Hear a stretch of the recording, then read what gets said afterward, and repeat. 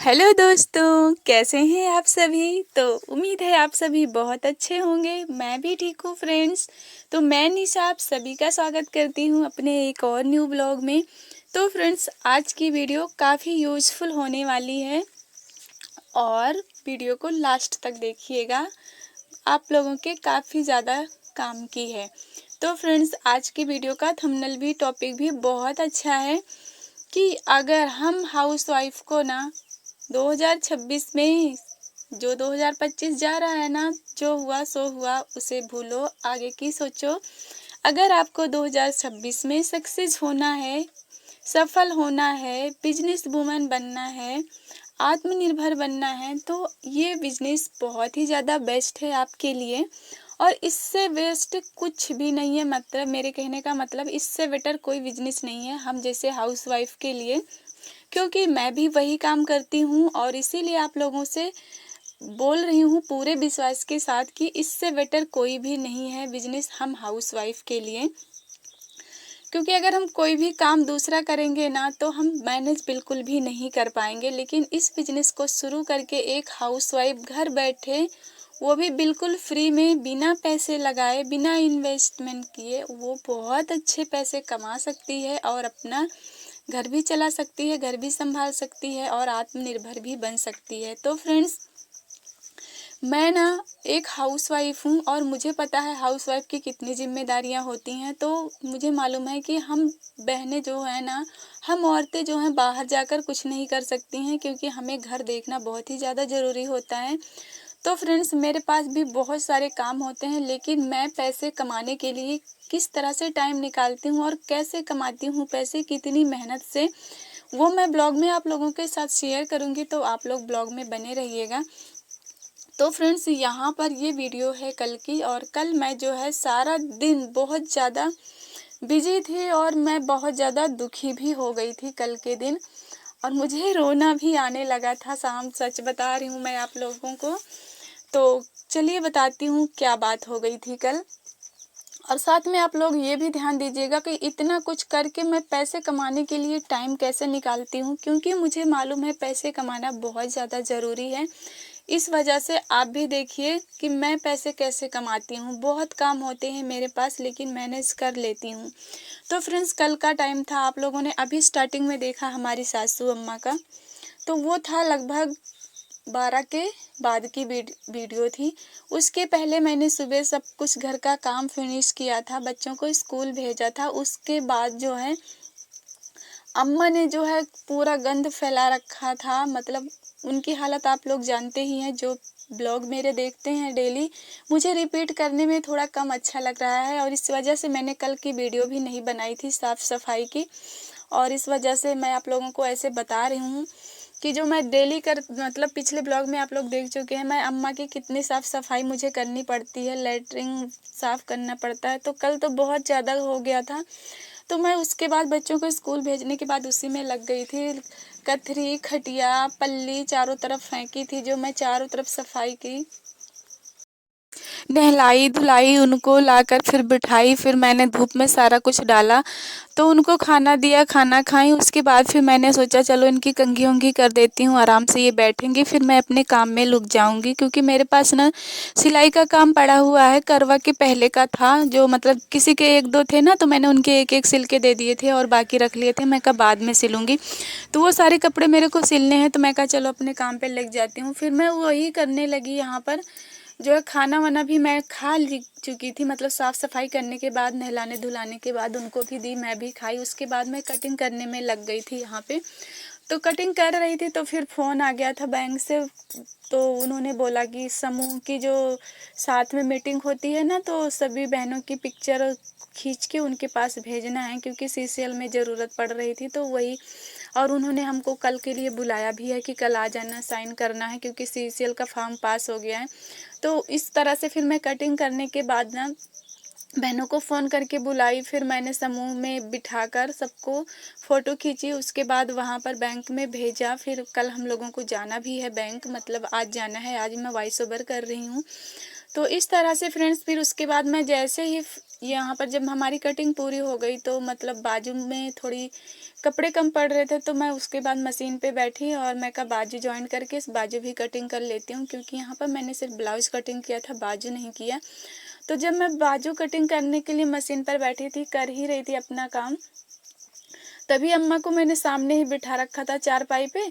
तो फिर मैंने उनको क्या देखा कि वो हाथों में लेटरिंग लेकर, मैं क्या बताऊँ आपको, हाथों में निकाल कर हाथों में ले रखी थी। मेरी नज़र पड़ी तो मैं दौड़ कर गई, उनको वहाँ मंजी से नीचे उतारी और उसके बाद मैं कहा अभी मैं 2 घंटे साफ सफाई करने के बाद फ्री हुई हूँ, थोड़ा अपने काम में लगी हूँ, लेकिन फिर से इन्होंने नरक मचा दिया।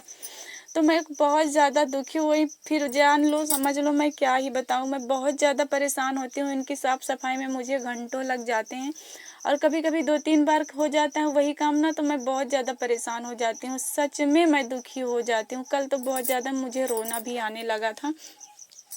तो फिर मैं दोबारा से उनको ले गई, फिर से साफ सफाई की, पूरा खटिया पे बैठी थी ना वहाँ फिर दोबारा से लगा दी, दोबारा से चारपाई धोई, ज़मीन में बिठाई तो ज़मीन में लगा दी, फिर वहाँ से नल पे ले गई, फिर वहाँ से सारे कपड़ों में लगा रखी थी, सारा मैंने दोबारा से धुला, फिर से उनको नहलाया, फिर लाकर वहाँ पर बिठाई।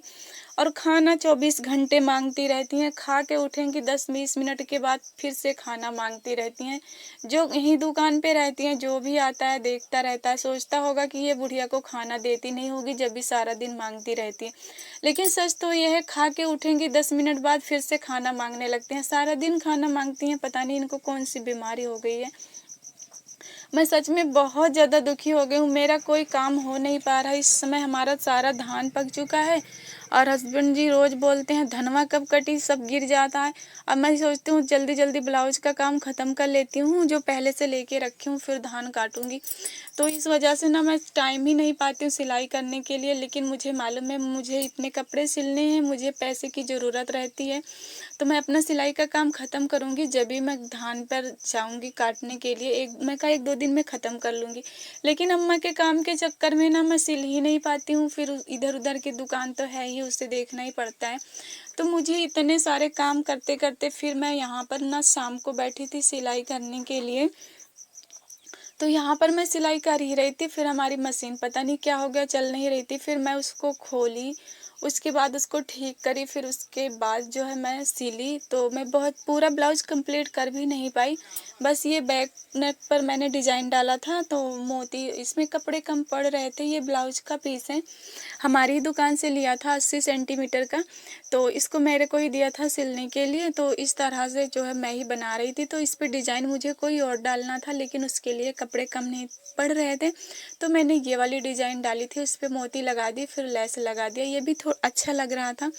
तो उसके बाद मेरे को बाजू पर डिज़ाइन डालनी थी, तो मैं ना एक डिज़ाइन अपने बाजू पर बना के पहनी थी, तो सिस्टर ने बोला यही वाली बना देना जो तुमने अपने पे बनाया है। तो इस तरह से फिर मैंने बाजू पर उनके डिज़ाइन डाला, मोती वगैरह लगाना रह गया, बस थोड़ा सा ही हुआ, हाफ हाफ कंप्लीट हो गया सारा, बाकी कुछ मैं कल करूँगी क्योंकि नहीं हो पा रहा है आज। और कल मुझे रामपुर भी जाना है, देखो कैसे हो पाता है, हो भी पाता है कल भी कि नहीं। उसके बाद देखो दीपावली आ गई, अभी मैंने घर में सफाई भी नहीं की है, सोची हूँ संडे को करूँगी, क्योंकि संडे को टाइम कुछ भी हो मैं टाइम निकालूंगी, संडे को कुछ नहीं करूँगी। इस तरह से फ्रेंड्स मैं बहुत ज़्यादा दुखी हो जाती हूँ, घर में इतने काम है, मुझे टाइम ही नहीं मिलता कोई काम करने के लिए। लेकिन फिर भी पैसे कमाना कितना ज़रूरी है उसका महत्व तो मैं समझती हूँ, इसलिए मैं सिलाई करना नहीं छोड़ती हूँ, चाहे थोड़ा ही करूँ, क्योंकि मैं जानती हूँ और काम करूँगी तो उसके मुझे पैसे नहीं मिलेंगे, लेकिन मैं सिलाई करूँगी तो मुझे उसके पैसे मिलेंगे, जिससे मेरा आगे का काम होता है। तो इसी तरह से फ्रेंड्स, और ना सिलाई में बहुत ज़्यादा ज़रूरी क्या होता है, ये तो रही हमारी घर की बातें पर्सनल, जो कि हर हाउसवाइफ लगभग फेस करती ही रहती है। लेकिन मुझे ऐसा लगता है ना कि मैं कुछ ज़्यादा ही फेस करती हूँ, क्योंकि मैं थक जाती हूँ सब काम करते करते। तो इस तरह से फ्रेंड्स, चलिए हमारा दूसरा टॉपिक था ना, सिलाई से पैसे कमाना है मुझे ना, तो कुछ बातों का ध्यान देना पड़ता है। क्या क्या ध्यान देना पड़ता है वो मैं आप लोगों के साथ शेयर करती हूँ। तो फ्रेंड्स, अगर आपको ना सिलाई से अच्छे पैसे कमाने हैं ना, तो आपको क्या करना है ना, ऐसे नहीं करना कि हमने ग्राहक के कपड़े लिए कस्टमर के और जैसे मन किया वैसे सिलकर दे दिया। तो ऐसा बिल्कुल भी नहीं है। अगर आपने उनके कपड़ों में अच्छे से सिलाई नहीं की फिनिशिंग के साथ, तो वो दोबारा आपके पास नहीं आएँगे। तो जब भी आप ना कस्टमर के कपड़े सिलें ना, तो उससे कोशिश कीजिए कि खूब अच्छे से फिनिशिंग के साथ सिल कर दें। जैसे कि डोरी वगैरह होती है, पाइपिंग वगैरह जब हम लगाते हैं ना, तो कभी-कभी हम जब सिलाई चलाते हैं ना, तो हल्की टेढ़ी-मेढ़ी चला देते हैं। तो सोचते हैं चलो कोई ना, एक बार चल गया तो कौन उसको खोले। तो ऐसा मत कीजिएगा, आप कोशिश करिए सिलाई सीधी चलाने की। मान लो गलती से टेढ़ी हो गई है, नज़र आने लगी है दूर से, तो उसको आप दोबारा से खोलकर आप बिल्कुल क्लियर कीजिए, साफ-सफाई से काम कीजिए, ताकि कस्टमर ना देखकर खुश हों, ताकि वो दोबारा भी आपके पास आ सकें। और ऐसा क्या है ना, बहुत सारी बहनें होती हैं ना, जैसे गला बनाया, पलटने का ब्लाउज होता है ना, आजकल हम लोग क्या करते हैं, ब्लाउज पलटकर उस पर लेस लगा देते हैं। तो कभी-कभी क्या होता है ना, हम पलटते हैं तो उसमें कटिंग लगाते नहीं हैं। तो कटिंग अगर नहीं लगाएँगे ना, तो कट अगर नहीं मारेंगे ना, तो फिनिशिंग के साथ पलटता नहीं है ब्लाउज अस्तर का। मतलब जब हम अस्तर लगा के पलटते हैं ना, तो उसमें कटिंग कट कर दिया कीजिए थोड़ा-थोड़ा। इससे बहुत सफाई के साथ पलट जाता है हमारा अस्तर, और ऊपर से जब हम लेस चिपका देते हैं तो बहुत ही सुंदर लगता है। इस तरह से फ्रेंड्स आप फिनिशिंग के साथ काम कीजिएगा, और कस्टमर के साथ थोड़ा प्यार से अच्छे से बात कीजिए व्यवहार के साथ, ताकि वो ना आपके पास दोबारा भी आने की सोचें। और जो है आप थोड़ा ना पैसे हिसाब से लीजिए। आप इंसान को देखिए, कौन मतलब देखिए, आपका एक तो रेट होना चाहिए फिक्स, ठीक है? वो मेरा भी होता है फिक्स रेट। लेकिन अगर हम सामने वाले को देख रहे हैं ना कि थोड़ा भाई वो भी हमारे जैसे ही कमज़ोर है, तो आप उससे 10-20 10-5 कम भी ले सकते हैं। इससे क्या होता है ना, कस्टमर खुश होता है और आपके पास आएगा, ज़रूर आएगा। लेकिन अगर आप हाँ, आप देख रहे हैं कि सामने वाले में कोई मतलब कमी नहीं है, तो आप उसका फिक्स रेट लीजिए। आपका 100 है तो आप 100 ही लीजिए।